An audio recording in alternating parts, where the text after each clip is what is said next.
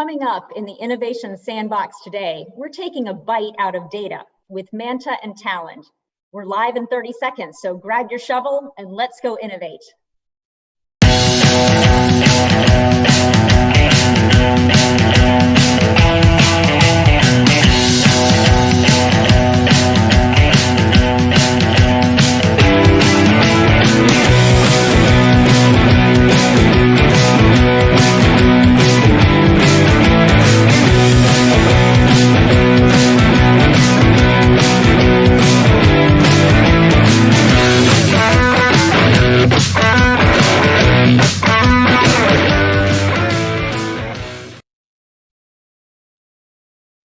Hi everyone, and welcome to the Prolifics Innovation Sandbox.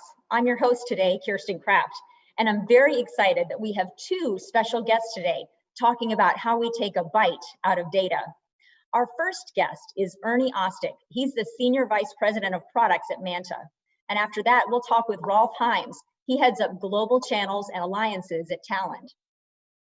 Now, we also want to hear your voice, so stick around at the end and we'll have time for questions.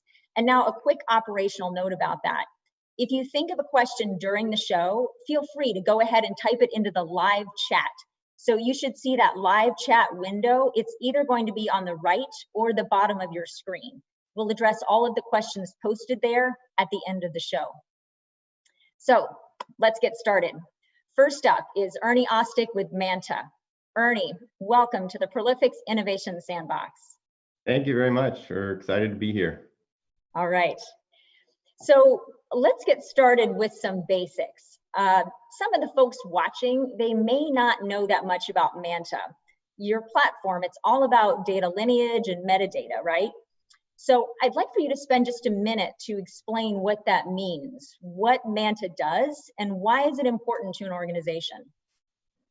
So thank you very much. That's a wonderful question. And metadata for us is critical, but what's really key for us is our core focus on lineage metadata. What Manta does is provide companies with a full illustration of their data pipeline, where their data flows, where it flows from, where it's going to. And what we actually do is crunch through everybody's code, whether that's the SQL stored procedures or their Java or COBOL code, going down to the depths of the individual elements and columns and the transformations that occur there. We look at all of their ETL tools and their reporting tools, and we parse through and crunch that code. And in doing so, are able to illustrate lineage from an end-to-end in a visual fashion, but also provide lots of additional insight into how that data is moving around the organization. So maybe could you give a quick example of how lineage is used, like from a business perspective? Why is that important? So it's extremely critical for a couple of key use cases, and governance and compliance are probably the two most significant that we're seeing. And it's so important when someone needs to understand, when they're looking at a report, where did the data come from? How is this calculation derived that actually provided this graph that I'm looking at in Excel or Tableau or whatever the tool is that I might be using? And how did it get traced through all these different steps? Companies over their lifetime with analytics have data warehouses and reporting systems and Hadoop data lakes and ETL tools where they've been flowing this information for a long period of time. And understanding where that came from is going to help instill more trust. And that's a huge part of the governance initiative. And certainly from a compliance perspective, especially data privacy now, understanding how I connect the dots between all the data that is personal information about my customers or my patients is also really critical. Okay, outstanding. So it's almost like, you've heard the saying, garbage in, garbage out, right? Let's make sure that we trust what's in there, that we don't have any sort of garbage and questioning situations there. Outstanding. Now, let's talk for just a second about how Manta fits into a bigger picture, right? You mentioned a few examples there as far as compliance and data governance. Prolifics, we work with Manta in the context of our data governance practice, right? So that's kind of a part of what we're doing when we're working with a customer for compliance needs or trying to figure out how do they get more trust in that data so they can innovate with it. Where do you see the future of data governance kind of as a discipline and the demand for platforms like yours in the future? So that's an excellent question. Governance is just, I don't know, it's taking off, and the demands for lineage have increased even more as one complement to that governance picture, right? Obviously, understanding your data, getting a better data quality view of it, stewardship and better management of that whole environment to understand it is critical. But one piece of that is lineage. And the demand for lineage is exploding. We have all kinds of requests for lineage for applications that are up in the cloud. We have demands for lineage for applications that are legacy systems in COBOL and things that are on the mainframe. And I think what's happening is not only do we have this requirement for trust and compliance, but it's sort of colliding with the fact that there aren't enough people and it's too costly and time resource expensive to do this manually. So you need tooling that can comb through that code and provide you with that lineage view without you having to cook it by hand, just by doing reviews. And in some cases, the people that knew that lineage, they retired or they moved on to another career. So they don't even exist anymore to go look at that code, even if you could. From a Prolifics perspective, the exciting thing for us is, Prolifics brings this expertise to this domain, especially in data quality and compliance, and being able to combine the compliance and DQ expertise along with how did that data flow along those pipelines is crucial. Absolutely. I know we're doing some great things together, which is outstanding. So, okay, let me switch to a little bit more of a fun question for a second. So I see when I look at like your LinkedIn profile that you worked for a very large tech firm for a while before joining Manta. What is your favorite part of working for a smaller, innovative company like Manta? And actually, as a part of that answer, maybe you can also shed a little bit of light on something I saw on your website. It looks like your company was named kind of in honor of a manta ray. A manta ray being like an aquatic creature, right? So I'm really curious, what's that all about? So for me, it was a lot about getting back to my roots. I started my career at a small software company and evolved to spend the last 20 plus years with a very large organization. But what's great at Manta and a lot of small organizations is the fact that we can make a decision and we can see the outcome of that decision, whatever its results may be, extremely quickly. And so being able to bring my experience to Manta, and where all of us are making decisions that impact product, impact how we can help our customers very quickly, was an extremely exciting opportunity for me. Okay. And Manta, we chose a Manta for its wonderful imagery. I mean, a manta ray is a marvelous creature. It navigates, the currents across the oceans, across the world. And likewise, Manta is navigating everyone's data pipelines, like those currents, for entire enterprises to show them that lineage and the data flow across their company. Okay, great story. I love the imagery, and I see the actual Manta on your website. So it's that's kind of fun, So I am curious. There are other products out there that do data lineage, right? And I'm kind of curious, how is Manta different from what you view as your competition out there? We are focused solely on data lineage. That is our core competency. We're not trying to reach into the catalog space and offer a fancy business glossary. We're aiming on lineage directly. And what I think is significant for us is helping customers with that automated lineage and applying it not only to governance and compliance, but also helping people with application migration, modernization, moving that information up to the cloud, and doing more than just giving them a visual picture. So, think about, Google Maps, go back 15 years. You decided, to wanted to go somewhere, you typed in a couple of cities and you printed it out and took it with you in the car. I mean, how old-fashioned is that, right? Now, I can decide where I want to get pizza, see where the gas station is if I need to find one, or emergency, I got to find a drugstore for some medicine, and it'll pop up on my screen. And this is where we see Lineage going, being able to be proactive and being able to identify patterns in the data and your data flows before the problems happen. So we can create alerts that are part of the lineage and notifications that are part of that lineage, and all the things that are the patterns that are generated by the data that we see. And that's an extremely exciting place to be. Okay. Well, I know that the feedback that I get from our team, we love working with the Manta team. You guys, your creativity, your nimbleness, it's a really great partnership. We really appreciate that. We do have like 1 more minute for one last question I want to slide in here. So I know we're very focused on the compliance, the data governance pieces. Where do you see the potential for our future partnership? Definitely moving in some of these additional areas. I mean, I know Prolifics has an expansive experience in this whole data transformation, data governance space. But for practical purposes, being able to help customers with their migrations to the cloud, with their code modernization, I think there's just so much more that can be done than just the governance and analytics piece.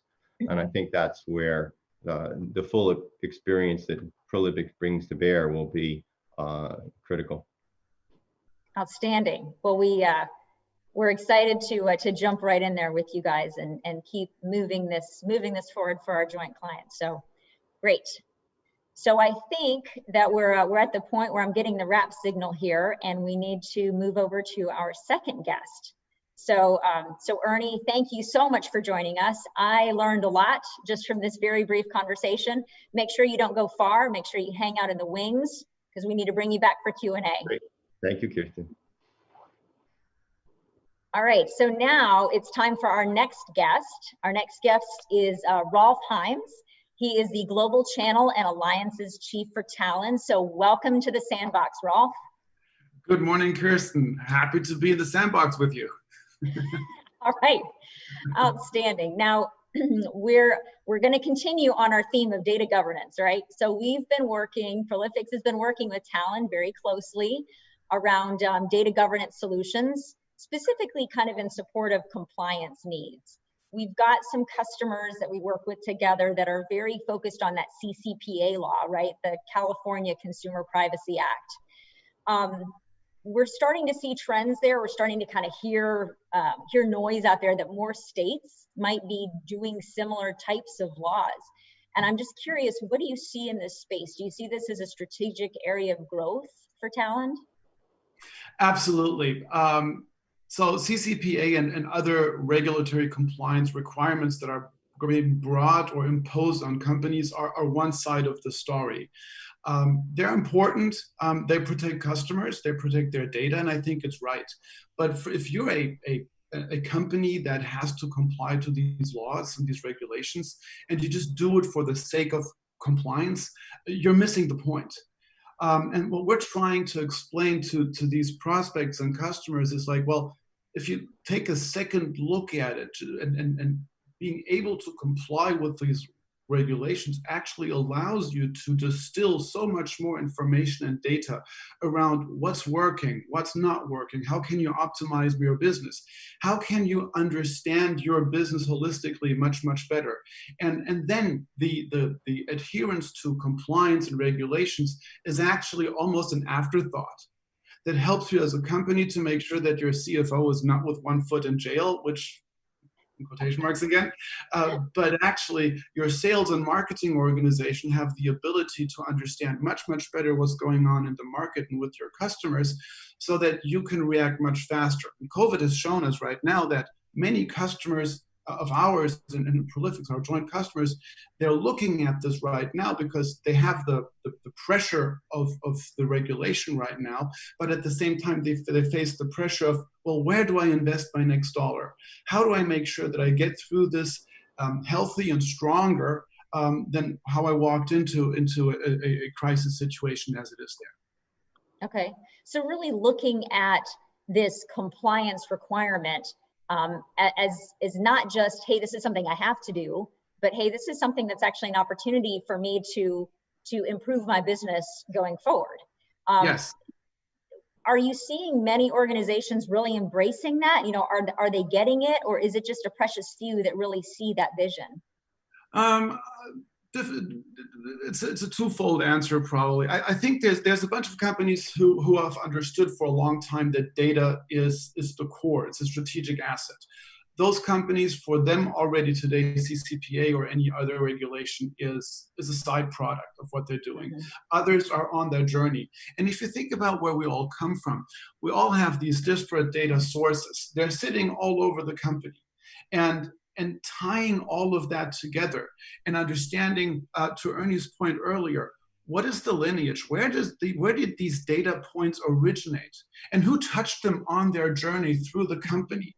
And do I trust that data when I look at it in an analytics report so I understand where it came from? And is it the same definition in revenue that we have in France as we have in Japan, as we have in the US?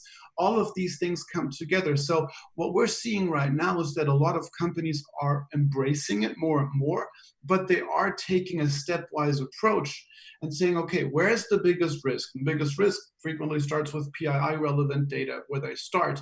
And then they take this departmental approach and say, okay, where do I get the biggest bang for my buck? Where can I really make the fastest and best, most important improvements? And that's where we want to work together with Prolifics, because that's a skill set, a very consultative approach where you can help understand the customers, okay, this is the perfect journey for your specific situation in which you find yourself. Okay, perfect. Now, I'm going to pivot just a little bit. I'm going to ask you a similar question to what I asked Ernie. There's other software products out there that do, I'm not going to ask you about Mantas, don't worry. Okay, good. I was like, I don't have such a good start. Talent doesn't fly through the water. No, so there are other software products out there, right, that do data governance. And I'm just curious, how is Talent really different from your major competitors? Okay, now this is a really good question. The way we look at the world right now is we understand that there's a lot of point solutions that are very strong. But if you're a customer today and you're facing a situation in which you go, I'm taking the best from this shelf and the best from that shelf, and then I have to stitch all of this together. I find that a very cumbersome approach at times. What we see, what our customers really appreciate, is we're taking a fabric approach. We're positioning, you can layer talent as a fabric into your company. And whether it starts from an ingestion perspective, going over the classic ETL or ELT data management perspective, going into data quality, data governance, lineage, all the way to sharing data with other either applications or other third parties or other people within the company. So Talent, the data fabric that we offer, is this end-to-end solution that allows companies to really, as a layered fabric on top of that. And I think that from a customer perspective, having the ability to start maybe with a nucleus, with a smaller piece of it, and then gradually expanding it and becoming and having talent as part of their larger journey, so that they can understand their data better and roll out a long-lasting and secure data management strategy that puts data in the center of their attention. That does drive a lot of differentiation for us right now. Okay. Fantastic. Now, I want to ask a follow-up question to a couple of weeks ago. Okay, Yeah. so a couple of weeks ago, you joined us for a digital coffee chat, right? So now on that segment, I did watch that segment as I was preparing for this. You shared that customers are right now, because of all the COVID situation and whatnot, customers are really focused on smaller projects, right? More projects, but smaller pieces. Now, when most customers and most people think about data quality, data governance types of initiatives, there's a perception of, oh my gosh, that's so huge, right? That's a really big undertaking. And I was just, could you maybe give some examples of how customers are slicing that up, if you will, eating the elephant one bite at a time? Yeah, it's a good suggestion to eat an elephant one bite at a time and not try to swallow it in one piece, because that never goes well. Apart from the fact that the elephant will be defending himself. So but let's go back to, so what we see right now is that, and we see that working together with our partners like Prolifics, is we identify the most important place to start with. And I alluded to it earlier a little bit. It frequently starts with PII relevant data. That could be one area where companies say, well, this is where it hurts. Well, for other companies, what we see very frequently is they stay away from the PII relevant data because they say we're covering that differently.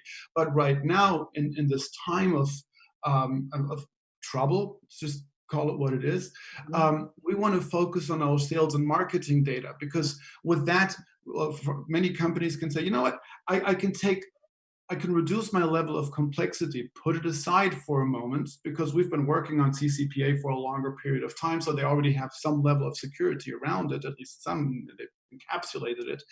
But they're now looking at relevant data for sales and marketing so that they can chunk it out and drive individual smaller projects, more bite-sized projects, and use it as stepping stone to really improve their approaches from a go-to-market perspective. And we see that very frequently, that somebody starts and makes a couple of small steps. And quite honestly, the cloud, or the participating in the cloud and using the cloud as part of your infrastructure actually incites you to do that, because previously, like 10 years back, you had to buy a server, you had to install the software, you had the people that administer the software and the server and the whole 9 yards. So just trying out something new always was expensive. You always had to invest a lot of money. Today, what we're seeing, what our customers are doing, they spin up another instance on AWS or on Azure or on Google, and they say, let's try this. Let's just dip our foot into the cold water and see whether it works for us. And if it doesn't, well, fail, but fail fast. And that's what we're seeing a lot with our customers right now. They dip their toes into, they try it, and if it's successful, they invest much, much more into it, and they get much faster, more successful. Okay, and the fact that you guys are born in the cloud, right, is very, I think that's maybe a little bit different from some of your competitors as well. It's a little easier to try it out. We've embraced the cloud very, very early on. It's been a highly strategic decision on our end, and we're seeing that was a very good decision. And our cloud business is really important. Now, I do want to call out one very important topic. There's no one company that's going to go 100% cloud. So you always have to have the ability to allow companies to work in this hybrid environment, where not only is it going to be a multi-cloud approach, because quite honestly, there are right now 3, actually, if I take Asia into it, 4 or 5 big cloud vendors out there, or platforms. But then there is your various data centers that you as a company want to entertain, have to entertain, going back to regulation or regulatory compliance. That's a difficult word in the morning hours, by the way. So you can really get your arms around that, and you have the ability to orchestrate all of the in-house or data center behind your firewall, as well as your hybrid cloud world. And yes, I do want to commend our R&D and our product team, our strategists, that's what we've been striving to do, and helping our customers and do so. Okay, fantastic. Thank you. So it looks like it's time now for us to move on to our Q&A session. So let's go ahead and bring Ernie back in. Back. All right.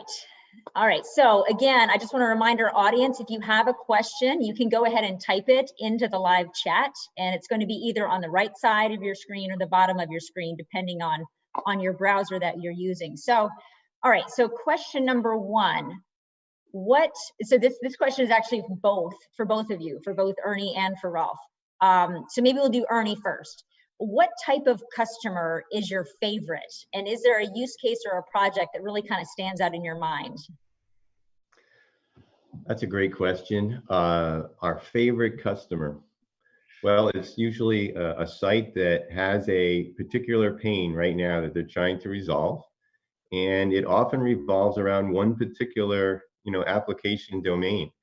There could be a governance situation or compliance, but it might be specific to the risk department for that bank. They're under a lot of pressure. They know they have to get some regulatory reports out by October, right? They have a short runway, and they just know they don't have the people and the power to do it. But they have a very, very good idea of what they have in front of them, right? They know that they're sitting with a particular business intelligence tool. They may have Talent as their ETL, and they know they're sitting with a Hadoop environment where all that information sits. But they have tons of stored procedures there and the people left. So if they could just nail that lineage right now for that project, it's going to give them a really significant leg up and some major ROI on that piece. Now, in all of our customers, they then have a whole litany of other technologies that they want to address. But those are our best customers right now that know what they're facing. Okay, fantastic. Rolf, what are your thoughts on that question? I really want to echo what Ernie just said, because it's so important that a customer knows where their journey is going to, and yes, to a certain degree, we'll be able to help them to identify where the journey goes to. But quite honestly, we're not the experts for a certain bank or financial institution or retailer or anything like that. So having the ability to have those conversations with the executives and understand where is your journey going to, and how can we help you be part of that and accelerate your path to that journey. And yes, as Ernie said, this is not a question of only the customer and talent. This is a whole slew of various solutions that most companies have acquired over years. Keep in mind, many people have invested their career on identifying certain software products and plugging them into a company and making this company successful. So we need to embrace those, but understand where does this customer want to go to, and how can we help them fastest. Since we're data guys, we like data, we like the strategy and assets around data. So I couldn't even go down to a specific vertical. I think they're all important right now. Okay, fantastic. All right, so this next question, I'm going to direct the next question to Ernie. How does data lineage fit with blockchain? That's a really good question from a future perspective. Blockchain is a really cool technology, and it does a lot of work to try and embed the lineage, at least within the data content itself, or at least about the data content. But the problem in a lot of cases is, number one, not everyone is adopting it yet. It's certainly got good future potential. And it requires some upfront knowledge of what it is you're trying to accomplish in that lineage as you're building an application that can support it.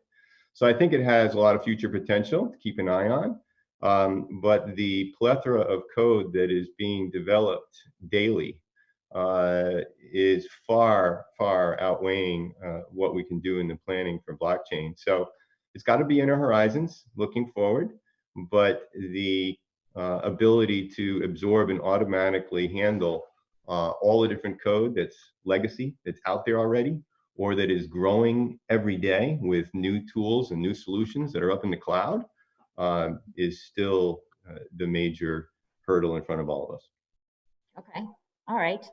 And then one more question for Rolf. I know we are running short on time here, but I want to slide this one in. How does COVID impact the challenge for data governance I think it's for data governance for companies?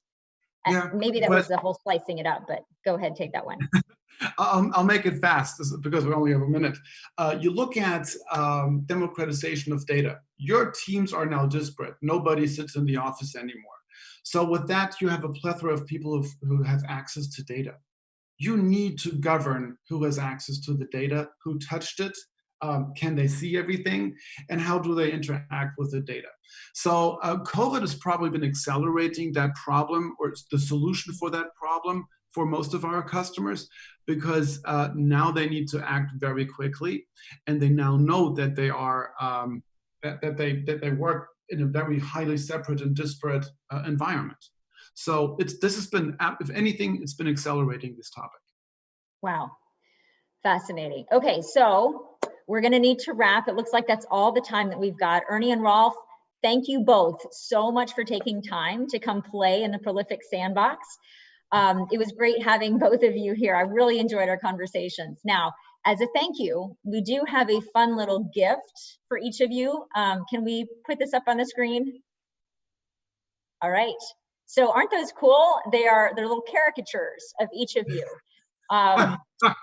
Okay. So in the Prolific Sandbox, we're all playing in the sandbox here. So I do want to give a quick shout out to the artist of these caricatures. His name is Chip Snadden, and he's actually the neighbor of our CTO, Greg Hodgkinson. He's my co-host, and hopefully all of you saw Greg on this show last week. So thank you, Chip. These are awesome.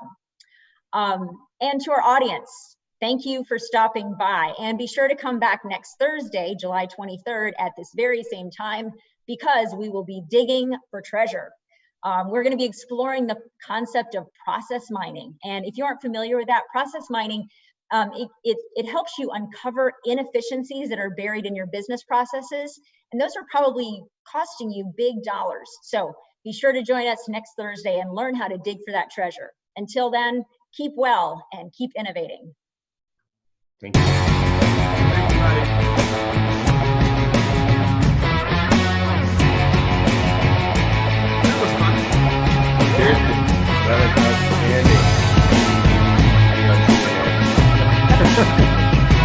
Totally, yes. You have us under control. I loved it. You have a great